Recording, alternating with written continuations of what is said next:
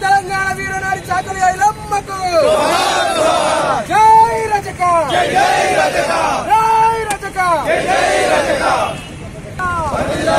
రజకుల ఐక్యత రజకుల ఐక్యత జోహార్ తెలంగాణ తల్లి వీరనారి చాకలి ఐలమ్మ జై రజక జై రజక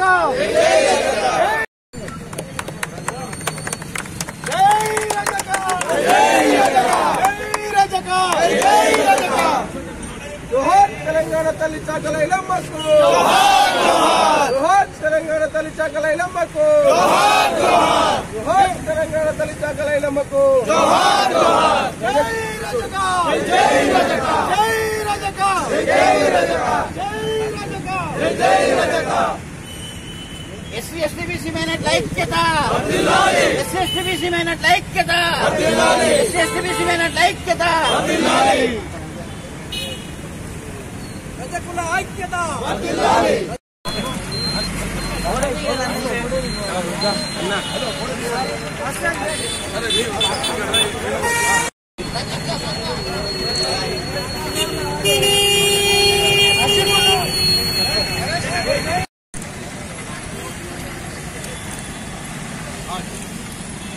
జై రజక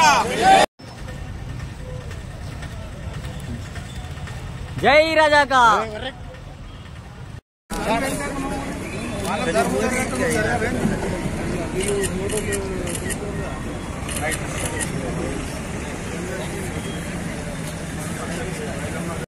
ఈరోజు కామారెడ్డిలో మరి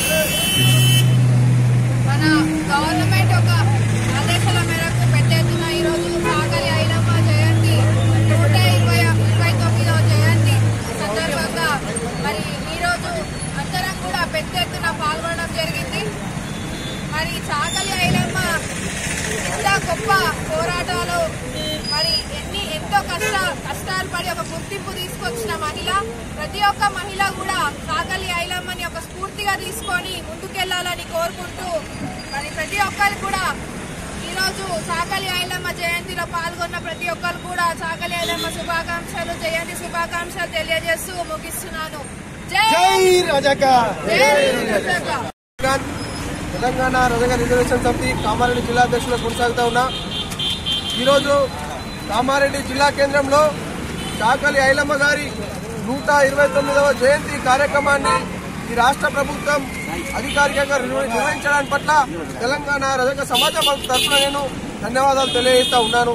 ఆనాడు దొరలతోని వీరోచిత పోరాటాలు చేసినటువంటి వీరనారి చాకలి ఐలమ్మ ఆనాడు ఈ ప్రజా ఎస్సీ ఎస్టీ బీసీ మైనార్టీ వర్గాల బిడ్డల యొక్క భూముల రక్షణ కోసం వారి యొక్క అభివృద్ధి కోసం ఆమె ఇల్లునే ఒక పార్టీ ఐలమ్మ 129వ జయంతి సందర్భంగా రజకులకు ఏదైతే మన ట్యాంక్ బండ్ పైన రజక ఐలమ్మ విగ్రహాన్ని ఏర్పాటు చేయాలని చెప్పేసి కోరుకుంటున్నాము. అలాగే కోటి యూనివర్సిటీకి తెలంగాణ తల్లి రజక బిడ్డ అయినటువంటి చాకలి ఐలమ్మ పేరు పెట్టడం హర్షణీయం. అలాగే తెలంగాణ ప్రభుత్వంలో బలైన వర్గాలకు ఎటువంటి అన్యాయం జరిగిన వీరోచితంగా పోరాడిన చాకలి ఐలమ్మకు మనం ఇప్పుడు ఇచ్చే నివాళి ఎటువంటిదంటే రాబోయే యువత కూడా దీన్ని ఆదర్శంగా తీసుకుని ముందుకు కొనసాగాలని చెప్పేసి కోరుకుంటూ జై రజక జై రజక. అసెంబ్లీలో పోరాడే వ్యక్తులు ఉండాలంటే మనం ఇక్కడ నుంచి మనం గ్రౌండ్ స్థాయిలో బరాబరి ఉండాలి. కాబట్టి రజక సోదరులకు వినయిస్తున్నాను. ఎందుకంటే అధికారం ఉంటేనే సాధించగలుగుతాం. ఇలా మన రిజర్వేషన్లు వస్తున్నాయంటే కేవలం రాజకీయంగానే పనిచేస్తాయి. చదువులు ఎంత ముఖ్యమో చదువులు ఉండాలి. మెయిన్ వృత్తిదారులు కాదు. మనల్ని ఏ ప్రభుత్వాలైనా సరే మన వృత్తుల కోసం చెప్తారు. కాబట్టి చదువుని ఫస్ట్ ఇంపార్టెంట్ చేసుకోవాలి. చదువుతోనే మనం సాధించగలుగుతాం. డాక్టర్ బిఆర్ అంబేద్కర్ గారు మనకు ఆ రోజు రిజర్వేషన్ ఇస్తేనే నేను కూడా ఈ రోజు కౌన్సిలర్ గా కామారెడ్డిలో నిలుస్తున్నాం. కాబట్టి దయచేసి రజక సోదరులు కూడా మనము కూడా ఐక్యమత్యం ఉండి ముందు ముందు గ్రామాలలో ఎలక్షన్స్ ఉన్నాయి కాబట్టి ఖచ్చితంగా మనం పోరాడితేనే ఏ గవర్నమెంట్ ఉన్నా మనము అడగడానికి హక్కులు ఉంటాయి కాబట్టి నిజంగా మన గవర్నమెంట్ కు చాలా ధన్యవాదాలు తెలుపుకుంటున్నాను. ఐలమ్మ వారసుల్ని గుర్తించారంటే ఆ రోజు ఆమె పోరాటం చేసింది కాబట్టి ఈ రోజు ఆమెను గుర్తించారు కాబట్టి నిజంగా గవర్నమెంట్ కు ధన్యవాదాలు తెలుపుకుంటూ ఈ చిన్న ఉపన్యాసాన్ని ముగించుకుంటున్నాను. చాకలి ఐలమ్మ గారి జయంతి చేసుకొని దాదాపు సెప్టెంబర్ 25, 1895లో జన్మించినటువంటి చాకలి ఐలమ్మ ఆ రోజుల్లో అణచబడ్డటువంటి మన కులాలను ఆమె దొరలతో పోరాటం చేసి మనకు స్వాతంత్ర పోరాటంలో భాగస్వామ్యమైనటువంటి చాకలి ఐలమ్మ ఆమె ఆ రోజుల్లోనే రజకులను ఒక గుర్తింపుగా తీసుకొచ్చినటువంటి నాయకురాలు చాకలి ఐలమ్మ గారు. దొరలతో పోరాడి భూ పోరాటంతో అప్పుడు మనకు గుంటా భూము లేకుండా ఉన్నటువంటి తరంలోనే భూ పోరాటం చేసినటువంటి చాకలి ఐలమ్మ గారు ఏదైతే ఆనాడు రజాకారుల గురించి వ్యతిరేకించిందంటే అసలు మనం అర్థం చేసుకోవాలి.